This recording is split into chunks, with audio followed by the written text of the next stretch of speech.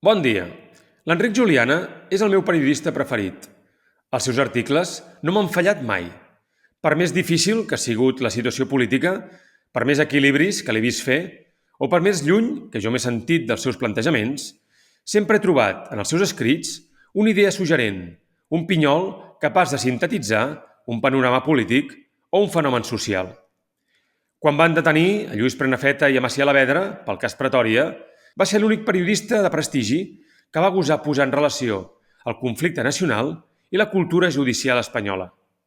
Quan es van saber els resultats de les eleccions de 2012, aquelles que van començar la cursa a matar d'agolla entre CiU i Esquerra, recordo que va titular «Gana Espanya». També recordo haver-li llegit, que abans veuríem el Brexit, que no pas la independència de Catalunya. Evidentment, no sempre l'encerta, i jo mateix he fet escarni d'alguns dels seus anàlisis en tuits i articles. Però a diferència de la majoria d'articulistes de La Vanguardia, d'ara o de tota la història, Juliana ha sabut trobar la manera de tenir una veu pròpia en un diari que tot ho tritura per poder fer digerible la feblesa política del país. Juliana ha trobat una posició de gran influència traduint Catalunya a Espanya i Espanya a Catalunya des d'una visió hispànica que va des de Lisboa fins a Nàpols, passant per Madrid, Roma i Barcelona per aquest ordre. El coneixement de la història l'ha ajudat a sobreviure a les modes culturals i, sobretot, al ball de ganivets que són la política espanyola i el seu periodisme. De vegades, la seva figura em recorda aquells primers corresponsals del segle XIX que van convertir el periodisme de guerra en un entreteniment de masses, més o menys il·lustrat, sentimental i èpic.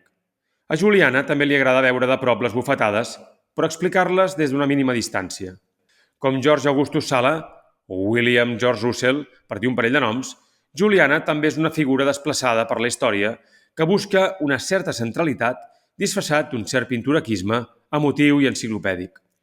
Potser per això, perquè coneix i estima el seu ofici, perquè connecta amb les arrels d'una tradició periodística europea molt llarga i sap que la realitat és molt més tossuda que no pas la lletra impresa, Juliana és l'únic articulista de la vella escola, de l'escola que brillava quan vaig començar a escriure, que encara aguanta i m'ensenya coses.